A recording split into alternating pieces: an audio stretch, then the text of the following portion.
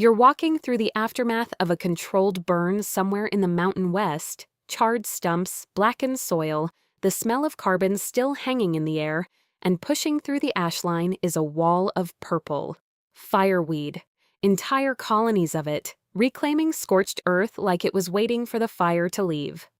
Most people see wildflowers. What they don't see is that this plant has been used across indigenous, Russian, and Northern European traditions for inflammation, gut repair, os and wound care.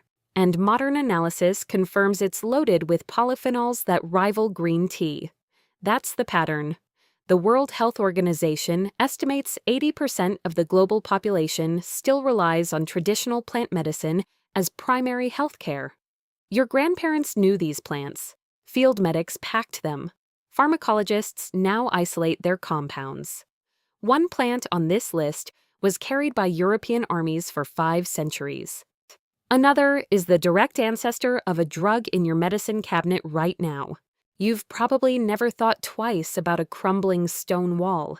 Maybe you've seen one along a country road in southern France, or behind an old church in the English countryside, or running along the edge of a forgotten estate in Tuscany.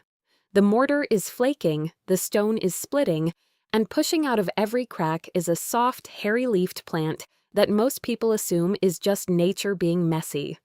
That plant is pellitory of the wall doctor. And it has been quietly growing in the places humans abandon while carrying a medicinal history that stretches back to ancient Greece. Dioscorides documented it. So did Pliny. Mediterranean herbalists used it for centuries as a kidney and urinary tract herb, the kind of plant you brewed when your body was retaining fluid, when stones were forming, when inflammation in the lower abdomen wouldn't quit. It wasn't exotic, it wasn't rare.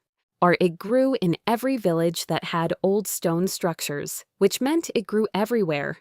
The eclectics, those 19th century American physicians who bridged folk herbalism and clinical practice, listed it for kidney complaints and fluid retention. Traditional North African herbalism used it similarly, documented in regional materia medicas that go back generations. Here's what modern analysis reveals. Pellitory of the wall contains flavonoids, potassium salts, and documented diuretic compounds. Studies have confirmed its aquaretic action. It promotes water excretion without stripping electrolytes the way some pharmaceutical diuretics do. Research published in the Journal of Ethnopharmacology found measurable anti-inflammatory and antioxidant activity. The mechanism is straightforward.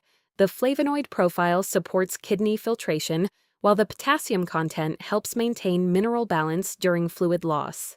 It's like a gentle maintenance system for your kidneys, growing out of a wall that nobody maintains. People brew it as a tea, dried or fresh leaves, steeped for 10 to 15 minutes. Traditionally, it's used for that heavy, sluggish feeling that comes with fluid retention or for the early discomfort of urinary irritation.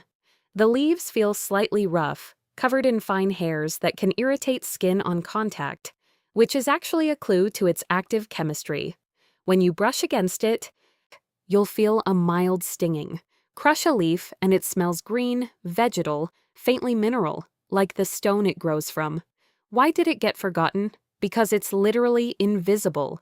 It grows in walls. It doesn't flower dramatically. It doesn't have a marketing campaign. It looks like decay, like neglect, like a building falling apart, and because it can't be patented, nobody invested in large-scale clinical trials. The knowledge didn't disappear.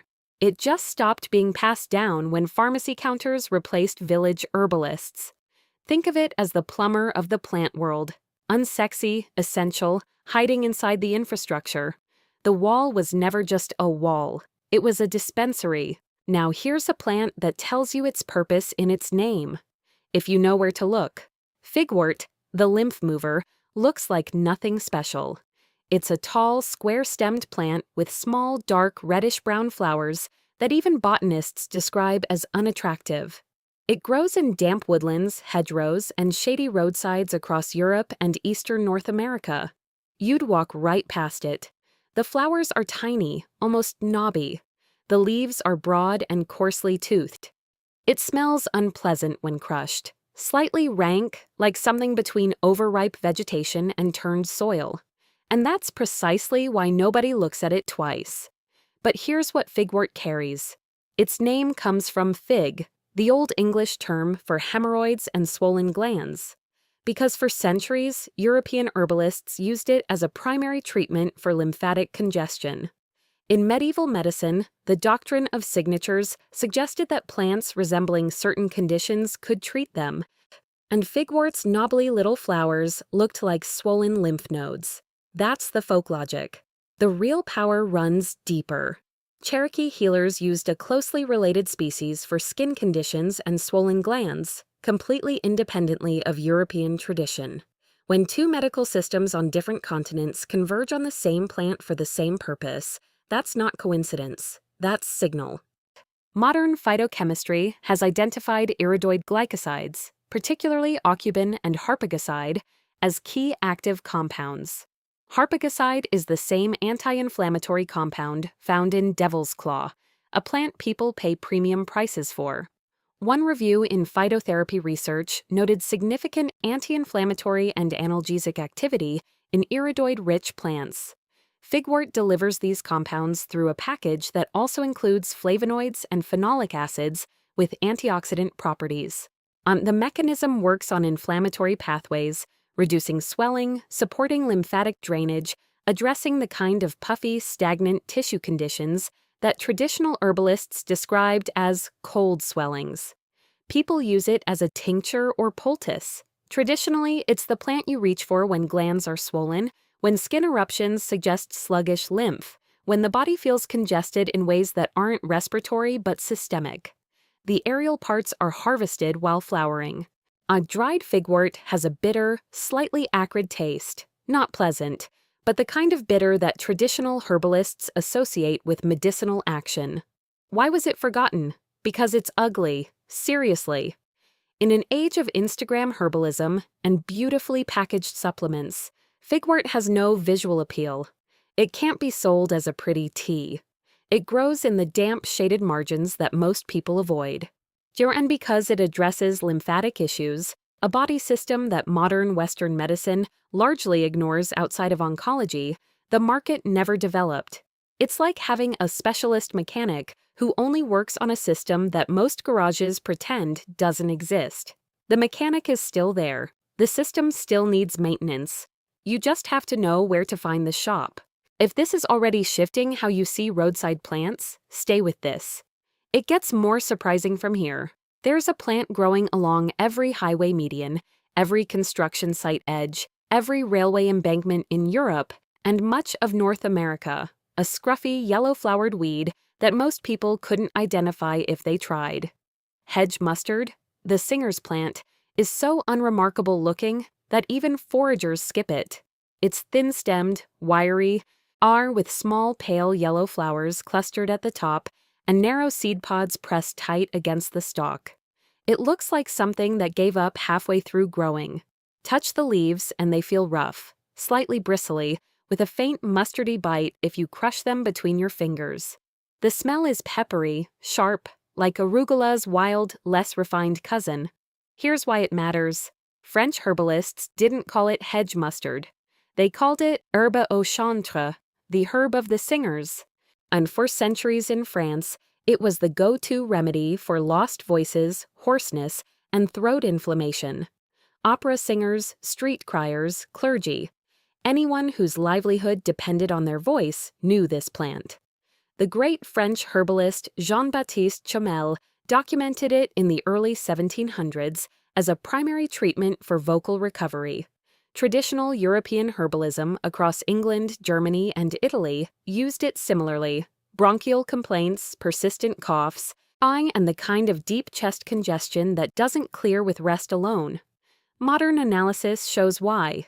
Hedge mustard contains glucosinolates, sulfur-containing compounds found across the mustard family, along with mucilage and flavonoids. The glucosinolates break down into compounds with documented mucolytic properties, meaning they help thin and move mucus. A study published in the Journal of Ethnopharmacology confirmed traditional use, identifying both anti-inflammatory and expectorant activity. The mucilage component coats and soothes irritated throat tissue, while the sulfur compounds work on breaking up congestion. It's like having a mucolytic and a throat lozenge in the same plant, growing in the gravel beside a gas station. The traditional preparation is simple.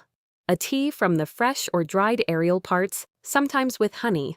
People have used it for that raspy, worn-out voice after a cold, or for the cough that lingers weeks after the infection clears, for the throat soreness that comes from overuse rather than illness.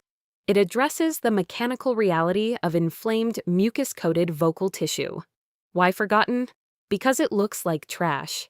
It's thin, weedy, and grows in disturbed soil. The botanical equivalent of a stray cat.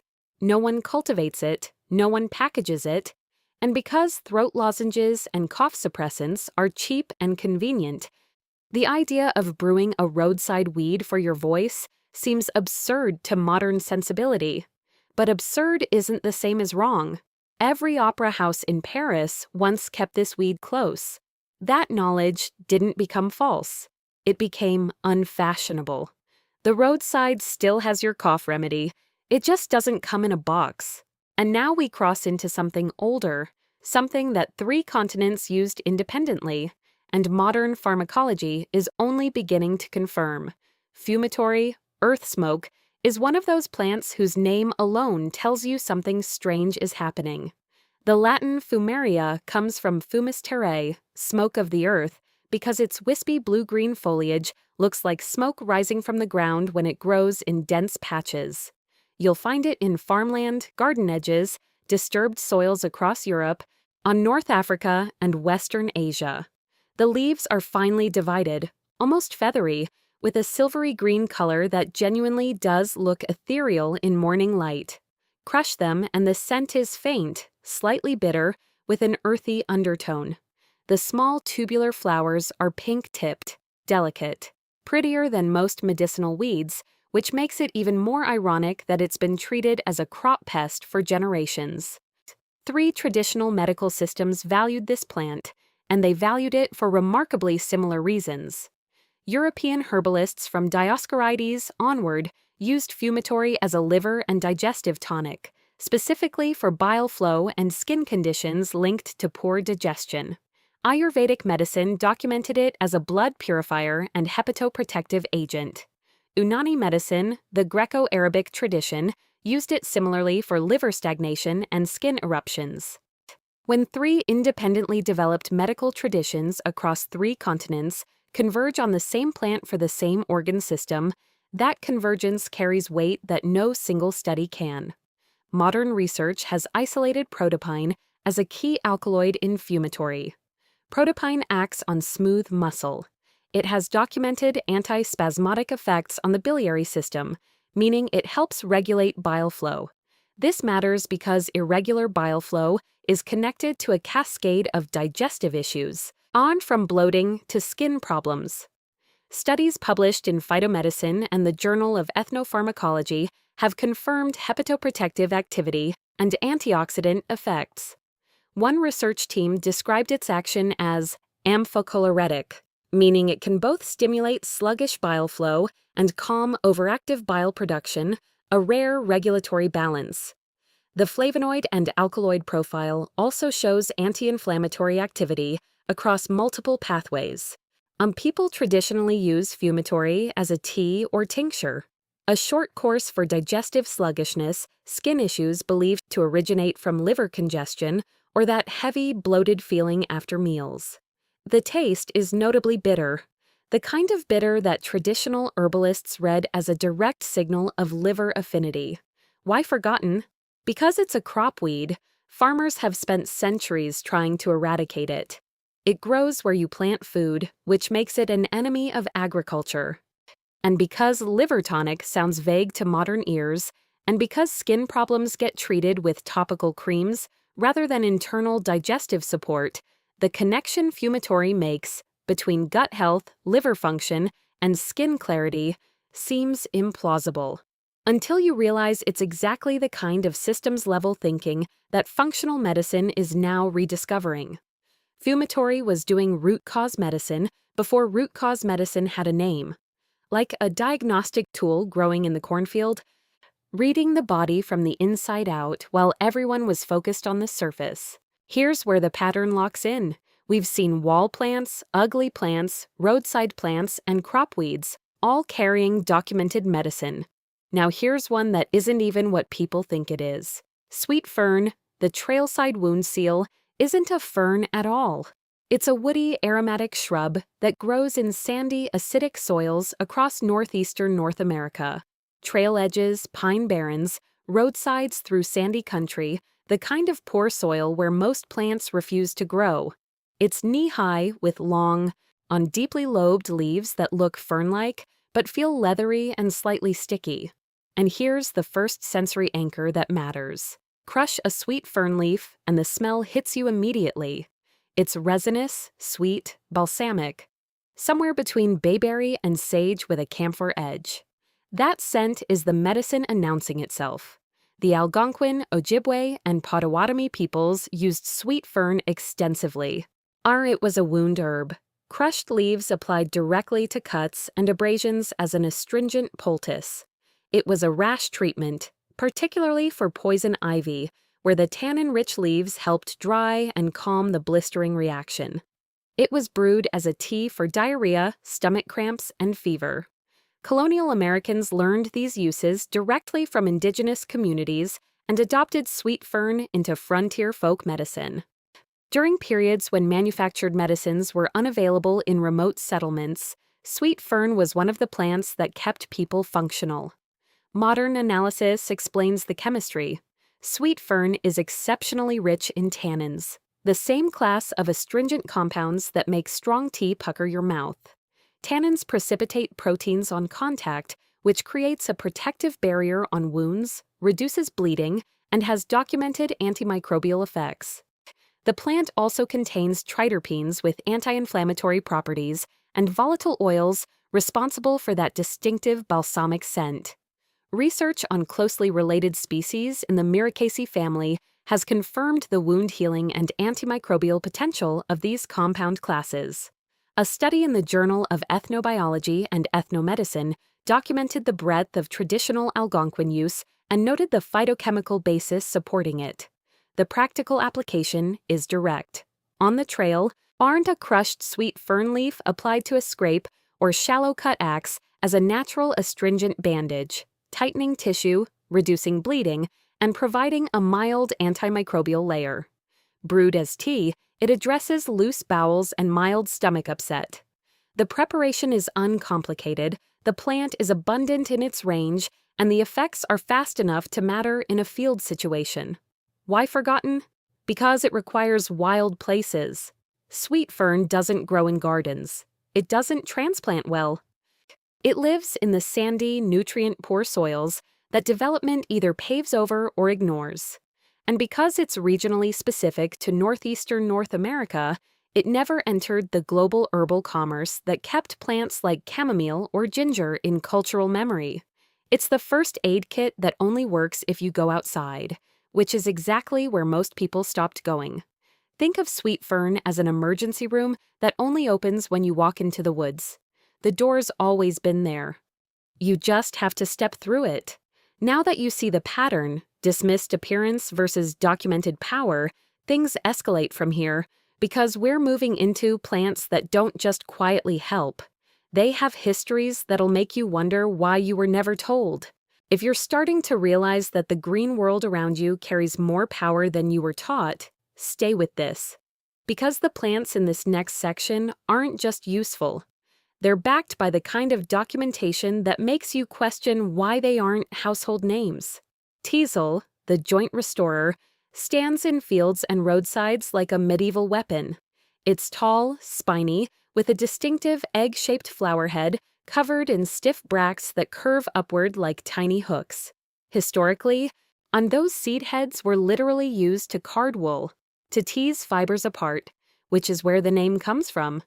You can spot teasel from a distance in late summer. The dried flower heads stand above the surrounding grass, pale brown and architectural, often growing in clusters along highway margins and abandoned fields. Touch the stem and you'll feel rigid spines. The basal leaves form cups where they meet the stem, all collecting rainwater in tiny pools that gave rise to folklore about fairy water. The whole plant has a dry, slightly resinous smell. But here is what makes teasel remarkable. In traditional Chinese medicine, the root of a closely related species, Dipsacus asper, is called shu duan, which translates roughly to restore what is broken. It has been prescribed for bone and tendon repair for over 2,000 years, documented in classical TCM texts for strengthening connective tissue, are addressing lower back pain, and supporting recovery from joint injuries. European folk herbalism developed a parallel but distinct tradition around teasel root, particularly in the last few decades, where it's gained attention, controversially, for Lyme disease-related joint symptoms. Herbalist Matthew Wood popularized this use in North America, and while clinical trials specifically for Lyme are lacking, the traditional use for connective tissue is well documented across systems. Modern research on Dipsacus species has identified saponins, iridoids, and triterpenoids as primary active compounds. Studies in the Journal of Ethnopharmacology found that teasel root extract demonstrated measurable anti-inflammatory and osteoprotective activity in laboratory settings. The saponins appear to support collagen synthesis and reduce inflammatory markers in joint tissue. One review noted its potential for connective tissue repair and bone health support. To be clear, the Lyme claims are traditional and not clinically validated, but the joint and connective tissue applications have a research basis that's growing. People use teasel root as a tincture, typically taken over weeks for chronic joint stiffness or recovery from connective tissue strain. It's not a pain reliever in the fast-acting sense.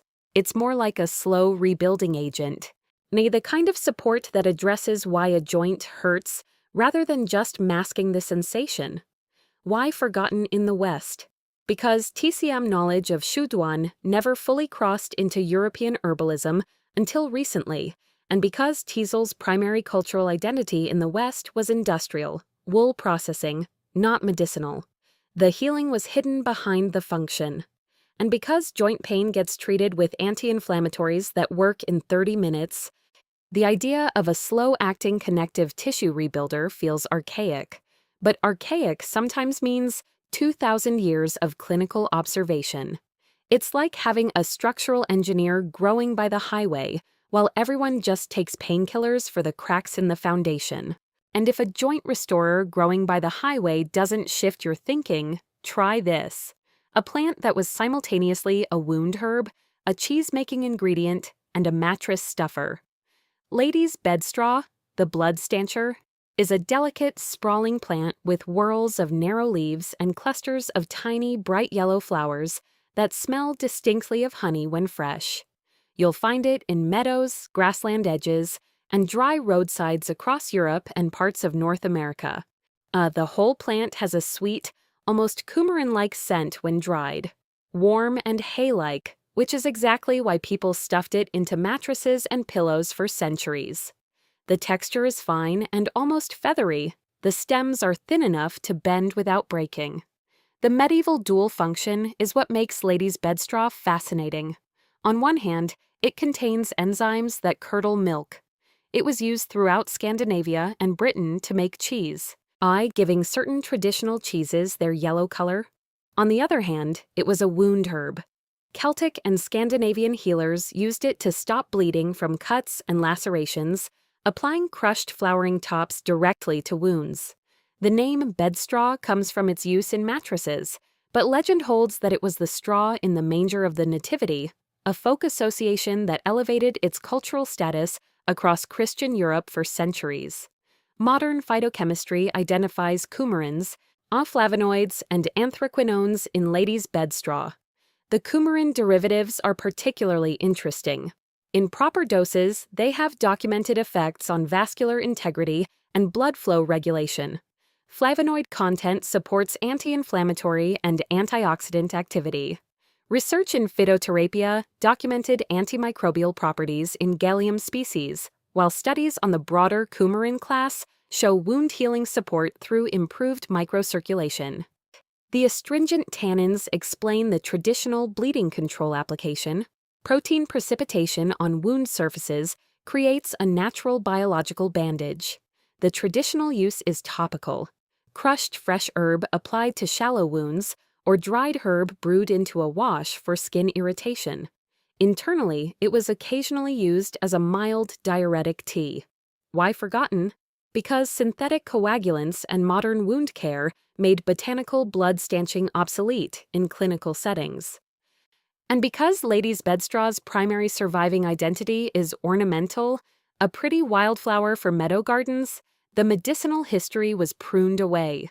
It's like converting a field hospital into a flower shop and forgetting there was ever surgery in the back room. Keep going, because the next one is hiding in suburban lawns across 2 continents, and its name is literally its diagnosis. Ground elder, the gout weed, is one of those plants that every gardener in the temperate world has cursed. It's a low-growing, spreading plant with divided leaves that look like a more aggressive version of parsley. It sends out runners underground, colonizing garden beds with a persistence that drives people to herbicide. The leaves are bright green, slightly glossy, and with a celery-like smell when crushed. The taste is mild, slightly aromatic, edible, actually, and used as a spring green in Scandinavian and Eastern European cooking. The tiny white flowers cluster in umbels like a miniature version of Queen Anne's lace. Why would anyone treasure this garden nightmare? Because Roman legions brought it with them, deliberately. Ground elder is believed to have been introduced across northern Europe by the Romans as both a food source and a medicinal plant. Medieval monasteries then cultivated it in physic gardens, specifically for gout and joint inflammation. Its botanical name, podagraria, literally derives from podagra, the Latin medical term for gout. The monks weren't being whimsical, they were being clinical. They grew this plant because it addressed one of the most common and agonizing conditions of the medieval world, and they documented its use in monastic herbals that served as the medical textbooks of their era. Modern analysis confirms that ground elder contains flavonoids, including quercetin and kaempferol, along with vitamin C, minerals, and phenolic compounds with documented anti-inflammatory activity. Research published in the Journal of Medicinal Plant Studies identified antioxidant and anti-inflammatory properties in Ecopodium podagraria leaf extracts. The quercetin content is particularly relevant. Quercetin is one of the most studied natural anti-inflammatory compounds. With evidence supporting its effects on uric acid metabolism, the exact biochemical pathway involved in gout. The mechanism makes sense. The history makes sense. The Romans weren't guessing. People eat the young leaves as salad greens or cooked like spinach. A food-as-medicine approach that predates the modern functional food movement by about 1,500 years. As a topical poultice, fresh leaves have been applied to inflamed joints. The traditional use is gentle and sustained, regular consumption as a spring tonic rather than acute treatment. Why is it hated rather than valued? Because it's invasive, ferociously, relentlessly invasive. It takes over gardens. It defies eradication. And in the modern gardening world, a plant that can't be controlled is an enemy, regardless of what it offers. Ground elder became the villain of horticulture precisely because of the vigor that once made it a prized survival food. Or Romans planted it, monks cultivated it, modern gardeners poison it. That trajectory tells you something about what we've decided to value and what we've decided to fight. It's like hiring a nutritionist and then evicting them because they rearranged your pantry without asking. If you're keeping count, that's 8 plants now. All documented, all dismissed, all growing where people walk without noticing. The evidence is stacking. And this next one has a name so direct, it practically shouts its purpose across the battlefield. Woundwort, the field surgeon's friend, tells you everything in 6 letters. Marsh woundwort, Stachys palustris, grows in damp meadows, stream banks, and wet field edges across Europe and northern Asia. It's a tall plant with square stems, a signature of the mint family, topped with spikes of pink-purple flowers marked with white. The leaves are lance-shaped, hairy, and slightly rough to the touch. Crush the foliage and the smell is pungent, herbal, vaguely antiseptic. Not pleasant, but distinctive enough that foragers identify it by scent before sight. This plant carries battlefield documentation. John Gerard, in his landmark Herbal of 1597, described woundwort with unmistakable enthusiasm. He recounted the story of a laborer who had nearly severed his leg with a scythe and was treated with woundwort poultice. Gerard claimed the wound healed without the redness or swelling expected of such injuries. During the English Civil War era, field wounds were packed with crushed woundwort when surgical supplies were unavailable. A country people across England and Central Europe kept it as a standard wound herb well into the 18th century. It was the kind of plant that rural communities relied on when the nearest doctor was a day's ride away, which, for most of history, was the default condition. Modern analysis vindicates the battlefield surgeons. Woundwort contains significant concentrations of tannins, flavonoids, and iridoids. The tannin content provides astringent, eye protein precipitating action. The same wound-sealing chemistry found in surgical tannin preparations used in modern medicine. Studies published in the Journal of Medicinal Plants Research confirmed antibacterial activity against common wound infection pathogens. The flavonoid profile adds anti-inflammatory effects that reduce the swelling Gerard described. One research paper noted that Stachys species demonstrate wound-healing properties consistent with traditional ethnobotanical use. The compound profile does what the name promises. People use fresh woundwort leaves as a direct poultice, crushed and applied to cuts, scrapes, and minor wounds. The traditional preparation is immediate and field-ready, which is the entire point. This isn't a plant that requires extraction or processing. It works on contact. Why forgotten? Yeah, because antiseptic chemicals arrived. Iodine, hydrogen peroxide, antibiotic ointments, all faster, all packaged, all requiring zero botanical knowledge. Woundwort didn't stop working. It became unnecessary in a world where first aid kits are mass-produced. But unnecessary is context-dependent. In a field situation, on a trail, in any environment where the kit isn't available, the plant that grows by the stream is the kit. A field hospital disguised as a wildflower, waiting beside every wet meadow for someone who remembers its name. If those battlefield plants are reshaping how you see damp meadows and hedgerows, wait. Because this next plant has been enhancing human performance for 1,500 years across 3 medical traditions, and its mechanism of action sounds like something designed in a lab. Pellitory root, the nerve awakener, is where we cross from European folk herbalism into something deeper. Anacyclus pyrethrum grows in North Africa and the Mediterranean, being a low daisy-like plant with white ray flowers tinged purple on the underside. It's unassuming above ground. The power is in the root, which, and this is the sensory detail that tells you everything, produces an immediate, intense tingling sensation on the tongue when you taste it. Not burning, not numbness, but a buzzing electrical prickling that spreads across the mouth. That sensation is the medicine talking.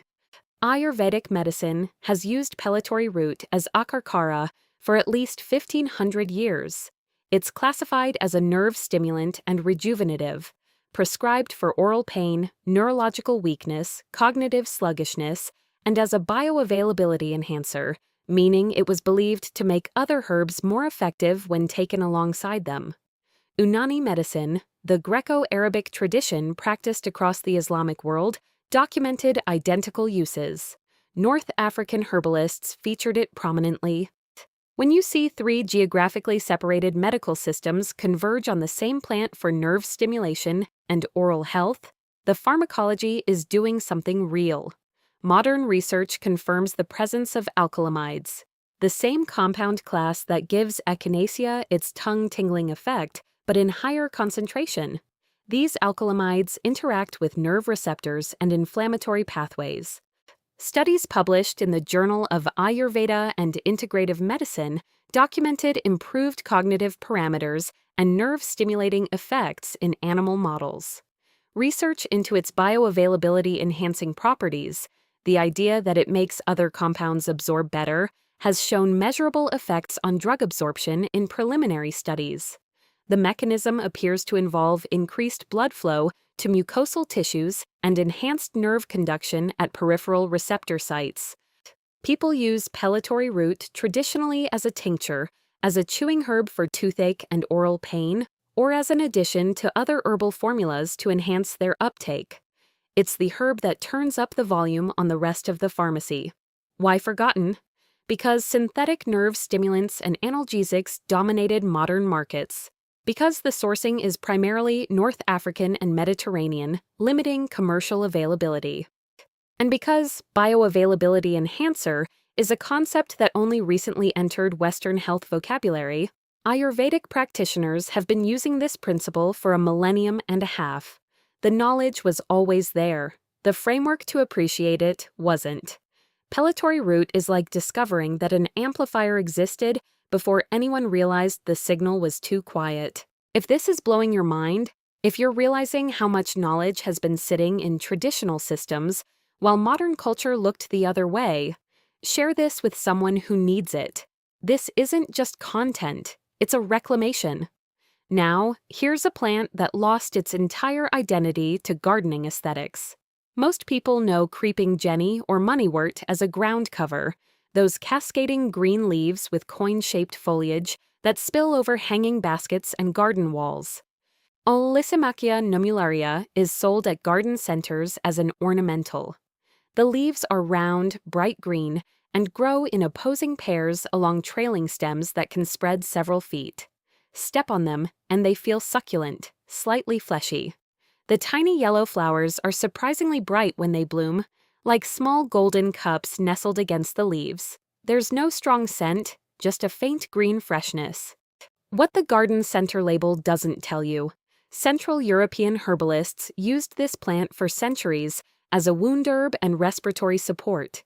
It was called Fennekraut in German folk medicine, penny herb, and applied to wounds, used as a tea for persistent coughs, and valued for its gentle astringent properties.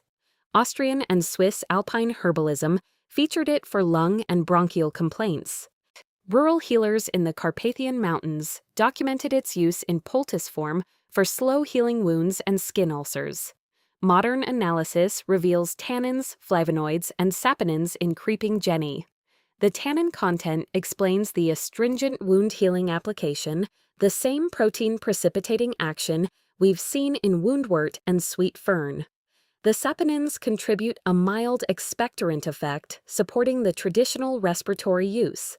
Research on Lysimachia species published in Phytochemistry Letters confirmed antimicrobial activity against gram-positive bacteria. The flavonoid profile adds anti-inflammatory support. People used it as a fresh poultice for minor wounds or brewed as a tea for coughs and bronchial irritation. The preparation is uncomplicated, the plant is widely available, and the effects are gentle enough for sustained use. Why forgotten? Because the ornamental identity consumed the medicinal one completely. Once a plant enters the garden center economy as a decorative ground cover, its healing history gets pruned like an unwanted branch. Nobody reads the medical resume of a hanging basket plant. It's like hiring an emergency physician to arrange flowers. The skills are still there, but the job description changed. The wound penny still heals. It just doesn't know it's been reassigned. We're past the halfway mark now, and every entry is building the same case. The gap between how we see these plants and what they actually do is enormous. This next one makes that gap feel almost absurd, because its name literally translates to the pain it treats. Tormentil, the gut defender, gets its common name from the Latin tormentum, meaning gut pain, intestinal agony. That's not a folk association. That's a clinical label embedded in medieval Latin, which means European physicians were so confident in this plant's gut-healing power that they named it after the condition it resolved. You'll find tormentil across heathlands, moorlands, and acidic grasslands throughout Europe and into Western Asia. It's a small, low plant, easily overlooked, with slender stems and distinctive four-petaled yellow flowers. Most potentilla species have 5 petals. Tormentil has 4. Even visually, it stands apart. The root is the prize. When you dig it up and cut it, it turns blood red on exposure to air. That color reaction comes from one of the highest tannin concentrations found in any European herb. And those tannins are the story. European armies carried tormentil root as a dysentery remedy for centuries. When gut infections swept through troops, as they routinely did in pre-modern warfare, tormentil was the frontline defense. Scandinavian survival culture featured it prominently. Our Icelandic and Scottish Highland communities used it as a standard digestive medicine through the Middle Ages and well into the modern era. Traditional preparation was straightforward: dried root, boiled, drunk as a strong tea. The taste is intensely astringent, mouth-puckering, dry, like biting into an unripe persimmon multiplied by 10. Modern clinical research has elevated tormentil beyond folk status. In studies published in the European Journal of Pediatrics, a peer-reviewed clinical journal, demonstrated that tormentil root extract significantly reduced the duration of acute diarrhea in children. Clinical trials, not just laboratory analysis.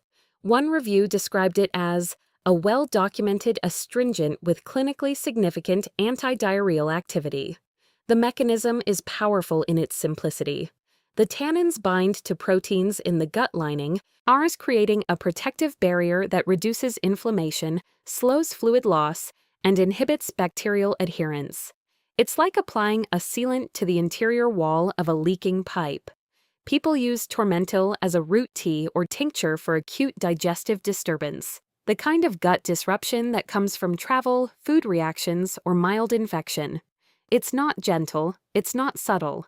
It works fast and tastes like it means business. Why forgotten in the broader world? Because European clinical data hasn't crossed into mainstream North American awareness. Because gut health was treated as a niche concern until the microbiome revolution of the last decade. And because pharmaceutical antidiarrheals are cheap and accessible, making a foraged root feel unnecessary. But tormentil's clinical trial data puts it in a different category than most herbal remedies. This one was tested. This one measured up. It's like discovering that a plant from the Scottish Highlands outperformed a pharmacy product in a controlled study, and nobody told you about it. This next entry comes with a medieval endorsement so bold it would make a modern marketer blush. Sanical, the self-heal amplifier. Here's the quote that defined this plant for 300 years of European herbalism. "He who has sanical has no business with a doctor." That proverb appeared in herbals across England, France, and Germany from the 1400s through the 1700s. It wasn't a casual recommendation. It was treated as clinical wisdom. Echinacea europea grows in deciduous woodlands, the shaded forest floor beneath beech and oak trees across Europe and into Western Asia. It's a modest plant, low-growing, with lobed, palmate leaves that resemble a small hand reaching up from the leaf litter. The flower stalks are thin and carry small clusters of pinkish-white flowers. The scent when crushed is faintly astringent and slightly bitter, herbal, but not aromatic. Sanical's traditional use profile is wide, and it was documented as a wound herb, both topical and internal, for stopping bleeding, reducing infection risk, and healing damaged tissue. It appeared in virtually every major European herbal text published between 1400 and 1700. Nicholas Culpeper wrote about it. John Gerard listed it. Continental herbalists from Germany to Italy included it in their Materia Medicas. It was used for internal bleeding, respiratory congestion, digestive inflammation, and as a general system restorer for people recovering from injury or illness. The breadth of application wasn't vagueness, it reflected the reality that Sanical's compound profile addresses multiple tissue types. Modern phytochemistry has identified rosmarinic acid, saponins, tannins, and allantoin in Sanical. Rosmarinic acid is a well-studied compound with documented anti-inflammatory, antioxidant, and antimicrobial effects. It's the same compound that gives rosemary and lemon balm their medicinal profiles, but Sanical delivers it in conjunction with wound-healing allantoin and astringent tannins. Research in phytotherapy research confirmed antimicrobial activity against wound-relevant pathogens. The allantoin content is particularly notable. Allantoin is used in modern wound-healing creams and skin repair products. Sanical produces it naturally alongside compounds that address inflammation and infection simultaneously. The traditional use is versatile: fresh leaf poultice for wounds, dried herb tea for internal inflammation or respiratory support, gargle for mouth and throat issues. It's a multi-tool, not a single-purpose instrument. Why forgotten? Because it lives in forest shade. You can't farm it, you can't mass harvest it. It disappeared when people stopped walking through forests as a daily activity and started driving to pharmacies instead. The shift from woodland culture to urban culture erased not just Sanical, but entire categories of forest floor medicine. When your pharmacy is the forest floor, leaving the forest means leaving the pharmacy. Sanical is still there, in every beechwood across Europe, doing exactly what it did 600 years ago when herbalists said you wouldn't need a doctor. The doctor didn't get better. The patient stopped visiting the forest. Every single one of those plants has documentation stretching back centuries, real traditional systems, real compounds, real clinical data in some cases. But we haven't hit the legendary ones yet. The plants that didn't just treat conditions, they built entire pharmaceutical categories. The next section is where this goes from surprising to genuinely shocking. If the last 8 plants made you rethink what weed means, what comes next will make you rethink what modern medicine means, because the plants in this section are the direct ancestors of drugs that millions of people take today.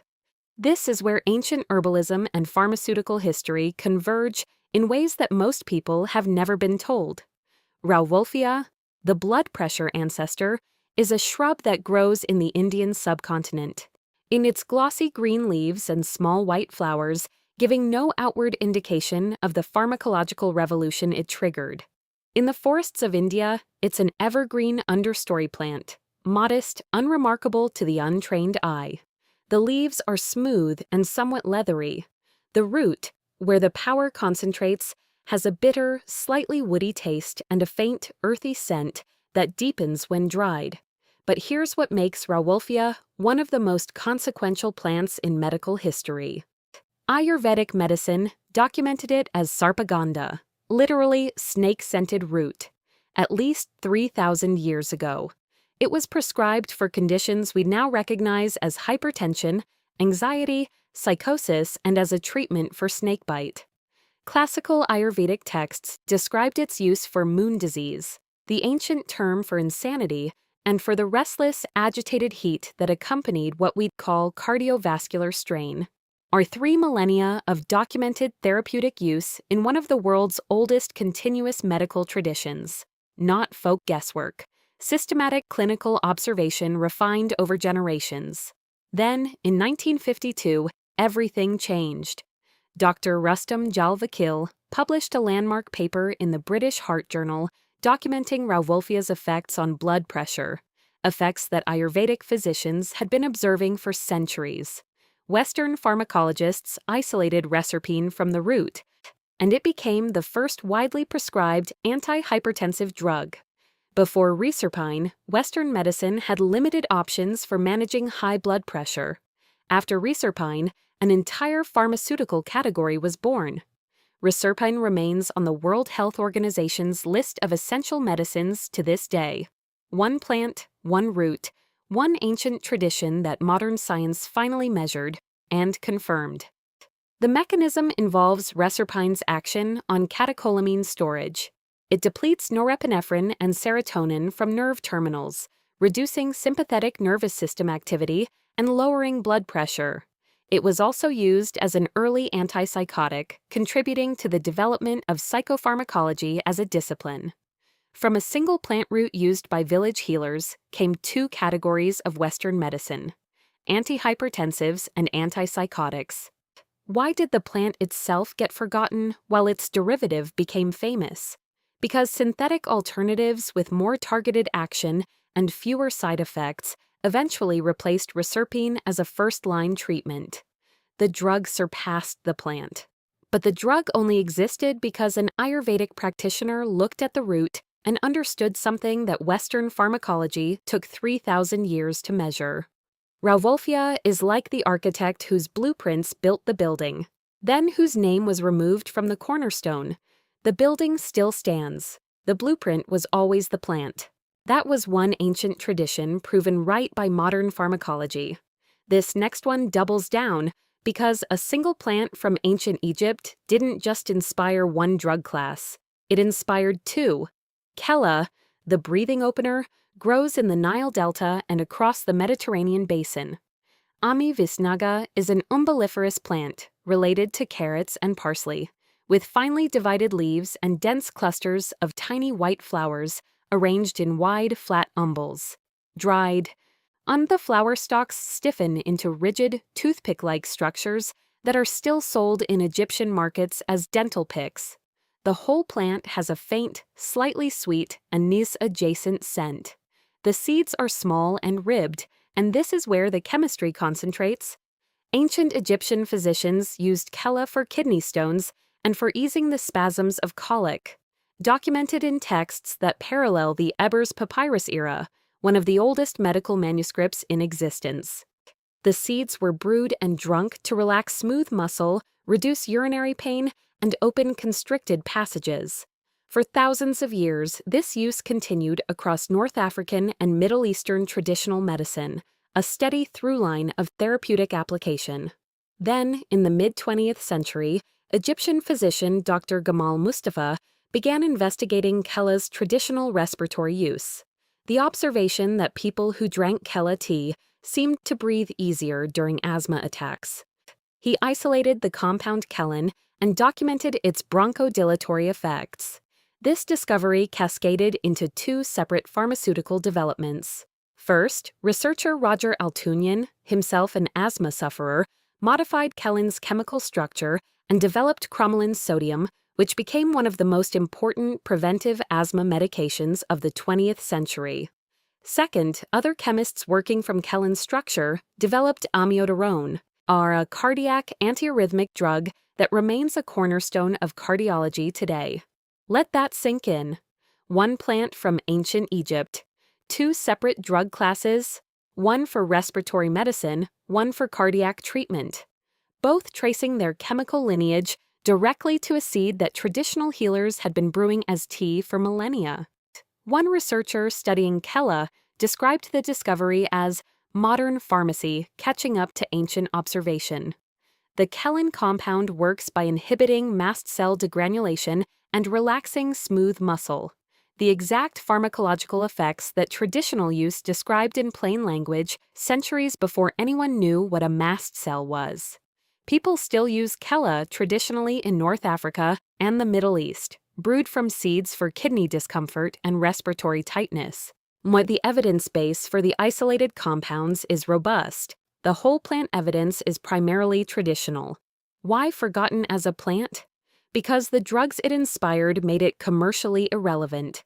Once cromolyn sodium and amiodarone were synthesized, there was no pharmaceutical incentive to study the original plant. Kella became the seed that planted the forest, then got buried beneath it. It's like inventing electricity and then forgetting about the lightning that taught you what current was. The plant didn't fail, the gratitude did. Stay with this, because if two pharmaceutical drug classes from a single Egyptian herb sounds extraordinary, the next plant bridges something even more dramatic: a judicial poison from West Africa that became the foundation for treating two of the modern world's most feared conditions. Calabar bean, the trial by ordeal plant, has one of the most dramatic origin stories in all of pharmacology. Physostigma venenosum is a large climbing legume that grows in the tropical forests of West Africa, particularly in present-day Nigeria and Cameroon. The beans are large, kidney-shaped, dark brown, with a distinctive groove running along one side. They're hard, dense, and heavy in the hand. Crack one open and the interior is pale, unremarkable, looking for something that changed the course of neurology. The Efik people of Old Calabar used this bean in judicial proceedings, the ordeal by bean. An accused person was forced to consume the beans. If they vomited and survived, they were judged innocent. If the poison killed them, guilt was confirmed. It was a pharmacological trial by fire, and it worked because physostigmine, the active alkaloid, affects the nervous system in dose-dependent ways. At lower doses, it causes vomiting. At higher doses, it paralyzes respiratory muscles. The innocent who swallowed quickly tended to vomit the dose before full absorption. And those who consumed slowly and carefully, perhaps betraying guilty hesitation, absorbed a lethal amount. The pharmacology was the judge. European scientists encountered the Calabar bean in the 1840s and began studying it. In 1864, physostigmine was isolated. Almost immediately, physicians recognized that its ability to constrict the pupil could treat glaucoma, which it did, becoming the first effective glaucoma medication. But the story goes much further. Physostigmine's mechanism of action, inhibiting the enzyme acetylcholinesterase, became the foundational principle for an entire class of drugs, cholinesterase inhibitors.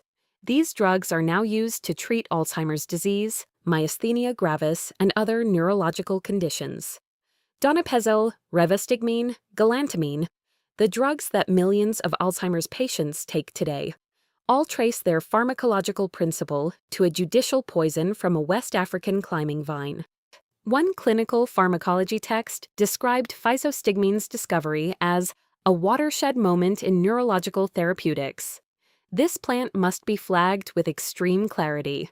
Calabar bean is highly toxic in its raw form. Its pharmaceutical value lies entirely in isolated, precisely dosed compounds. This is not a foraging plant. This is not a home remedy. This is a plant whose medicinal contribution exists solely through pharmacological extraction and clinical application. Why forgotten as a source? In Built Neuropharmacology was filed under historical curiosity. But the Efik already knew. They knew this plant could alter consciousness, manipulate nervous function, and determine outcomes. They used it within their own framework. Western science used it within another.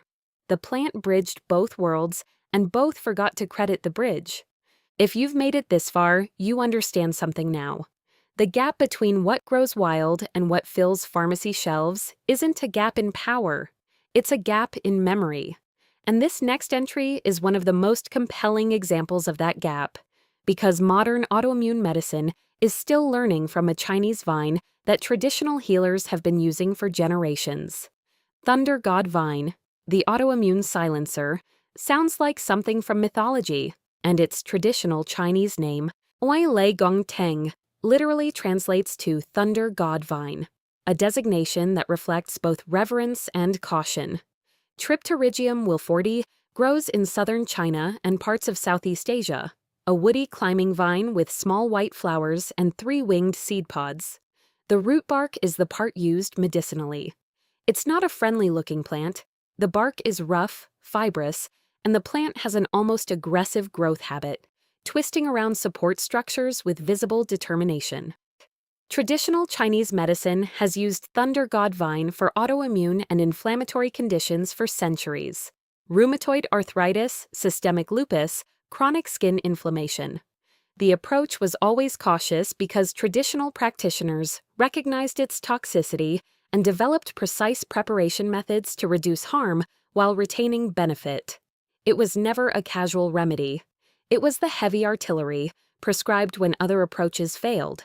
Modern research has confirmed that caution was warranted, and so was the clinical application. The compound triptylide, isolated from the root bark, has shown remarkable immunosuppressive and anti-inflammatory activity. Clinical trials published in the Annals of Internal Medicine compared a Thunder God vine extract to methotrexate, a gold standard immunosuppressant, for rheumatoid arthritis and found comparable efficacy. That finding sent shockwaves through rheumatology because it suggested that a traditional plant preparation could match a synthetic immunosuppressant in controlled clinical conditions. Subsequent research has investigated triptolide's anti-cancer properties, with studies showing activity against multiple cancer cell lines. But here's where the qualification matters as much as the power. Thunder God Vine is toxic, seriously toxic. The root bark requires expert preparation, and the margin between therapeutic dose and dangerous dose is narrow. Clinical trials use standardized extracts under strict medical supervision. This is emphatically not a DIY herb. Traditional Chinese medicine has always treated it with the respect that toxicity demands. Unlike the casual approach modern supplement culture sometimes takes with powerful plants. Why isn't it mainstream? Because the toxicity profile makes pharmaceutical companies nervous about liability. And because standardization is challenging. And because the idea that a Chinese vine could match methotrexate threatens the narrative that traditional medicine is inherently less rigorous than pharmaceutical development. The research is there. The trials are published. The vine is growing in southern China right now, silently producing compounds that modern immunology is still trying to fully understand. It's like discovering that your most powerful weapon was designed by someone whose engineering you never took seriously.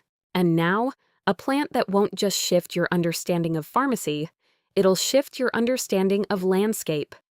Because sometimes the most powerful medicine isn't hiding in a foreign forest. It's growing in the wash behind a desert gas station. Yerba mansa, the desert pharmacy, is one of the most revered medicinal plants in the American Southwest, and almost nobody outside of that region has ever heard of it. Anemopsis californica grows in alkaline wetlands, seasonal washes, and the margins of desert springs from California through New Mexico and into northern Mexico.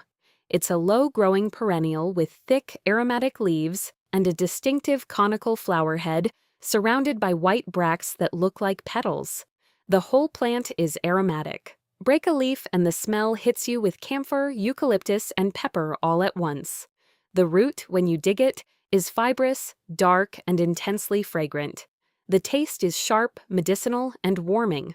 For the Pima, Yaqui, Chumash, and numerous other southwestern indigenous peoples, yerba mansa was a cornerstone medicine, one of the most broadly applied plants in the regional pharmacopoeia.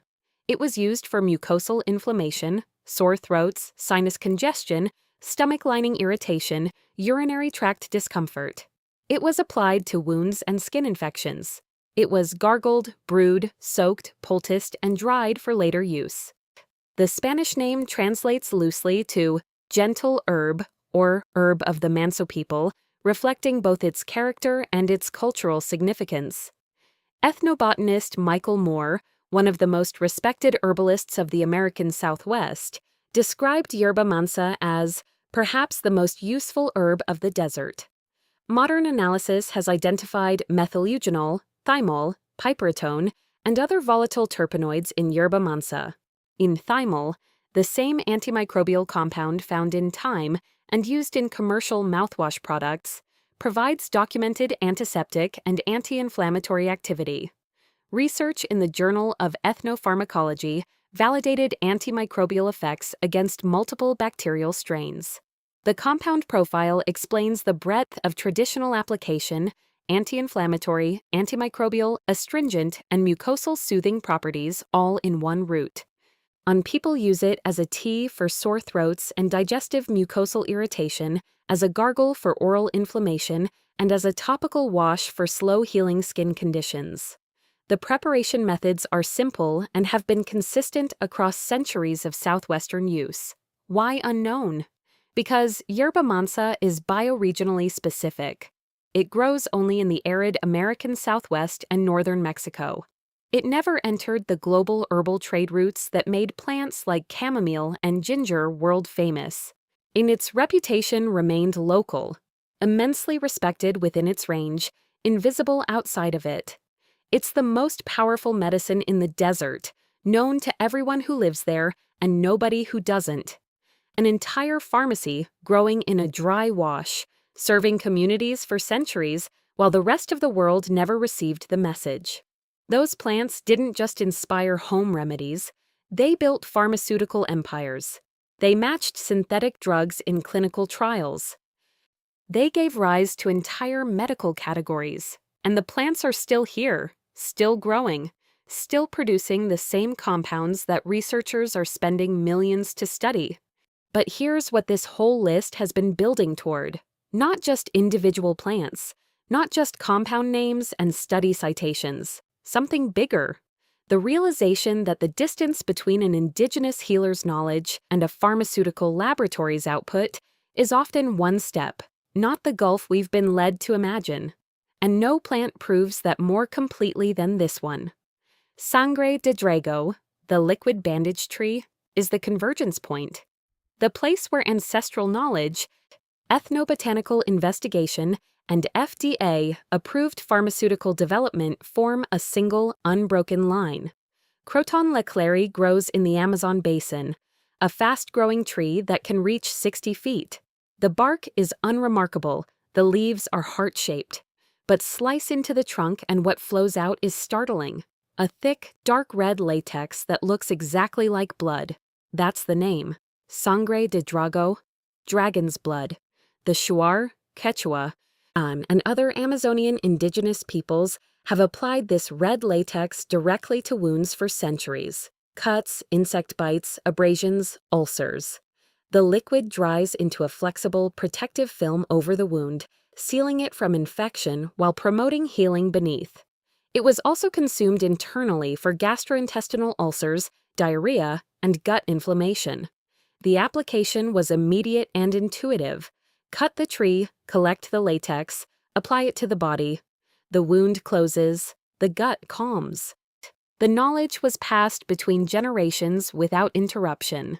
Ethnobotanists working in the Amazon documented this use and began investigating the chemistry. What they found was a complex mixture of proanthocyanidins, taspine alkaloid, and other bioactive compounds. Taspine was shown to promote wound healing at the cellular level. The proanthocyanidins demonstrated broad antimicrobial and anti-inflammatory effects. And then came the pharmaceutical development that completed the circle.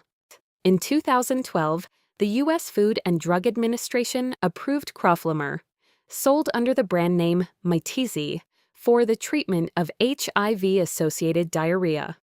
Crofelemer is derived directly from the latex of Croton leclerc. It works by regulating chloride ion channels in the gut lining, reducing the fluid secretion that causes chronic diarrhea. It is the first FDA-approved drug derived from a botanical source through traditional knowledge-guided discovery.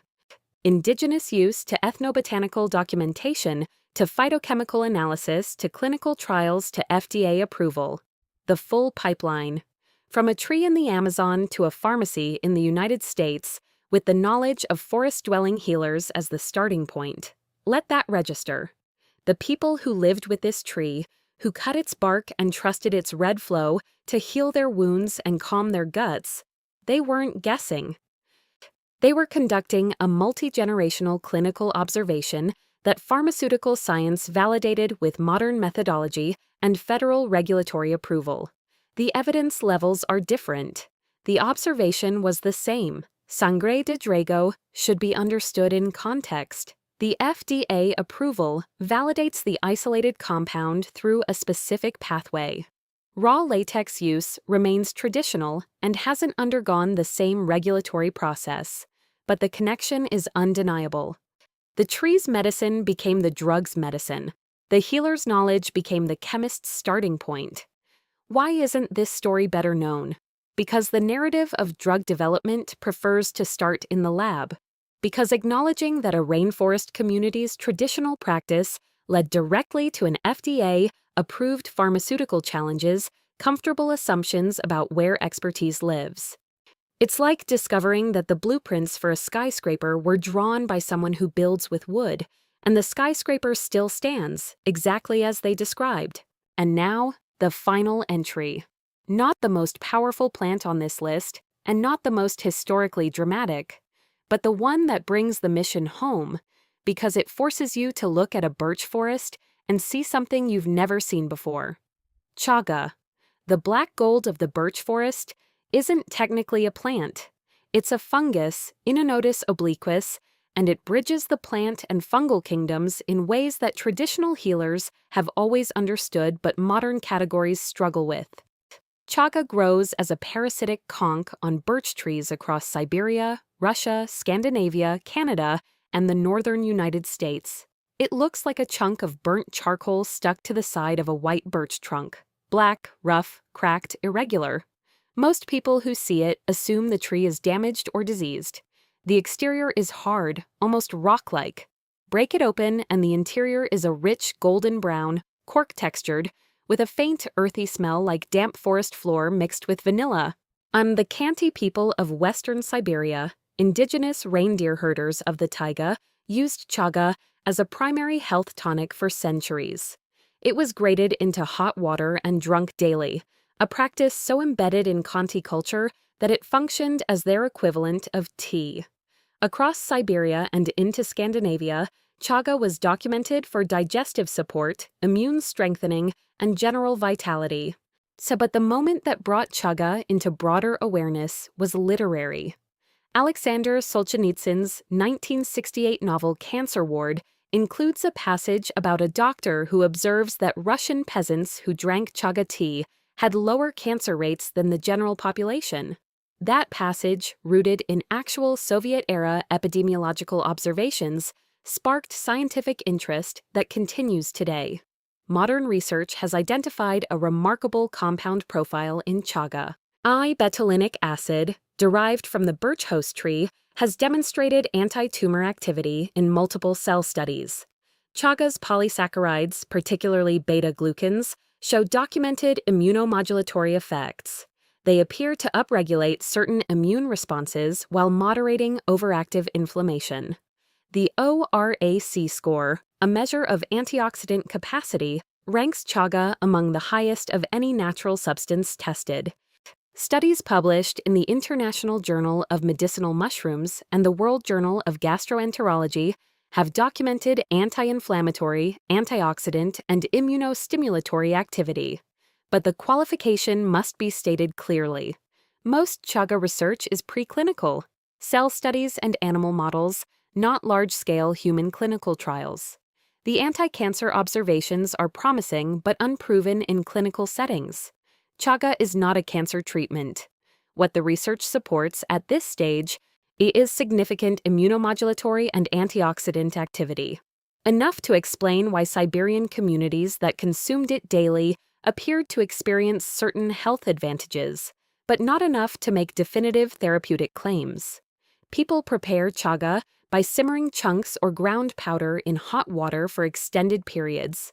Traditional preparation calls for hours of low heat to extract the polysaccharides. The resulting liquid is dark, smooth, and has a mild, slightly sweet taste with earthy undertones. Nothing like the harsh bitterness of most medicinal preparations. Why overlooked? Because it grows in forests that most people never enter. Because it looks like disease on a tree. Because it requires slow preparation in a world that wants instant results. And because the clinical evidence, while growing, hasn't reached the threshold that triggers mainstream medical adoption. Chaga exists in the gap between overwhelming traditional use and incomplete modern validation, exactly the space where most traditional medicines live, waiting for science to finish the sentence that traditional knowledge started centuries ago. The forest is not empty. The roadside is not waste. The demolished lot is not barren. The birch grove is not just scenery. Here's what happened over the course of this list. You started with a plant growing from a crumbling wall, invisible, nameless to most people, carrying centuries of kidney-healing documentation in its unremarkable leaves. You moved through battlefield wound herbs, singer's remedies, gout treatments the Romans packed for colonization, and a gut medicine that outperformed expectations in peer-reviewed clinical trials. You climbed through pharmaceutical ancestors, Plants that gave rise to blood pressure drugs, asthma medications, cardiac treatments, and Alzheimer's therapeutics. You ended with an FDA-approved drug that traces its origin to a tree in the Amazon and the hands of indigenous healers who knew what it could do long before anyone in a lab coat measured it. 20 plants, 20 reversals of the same assumption, that what grows wild is less powerful than what comes in a bottle. The pharmacy was never closed. The language was just forgotten. But you're reading it again now. Next time you pass a crumbling wall, a burnt hillside, a wet meadow, a birch forest, a desert wash, you'll know what you're actually looking at. Not weeds, not waste, not emptiness. A pharmacy without walls, stocked by centuries of human knowledge, verified by the only thing that matters. The fact that it worked, it still works, and the plants are still there. You just had to remember where to look.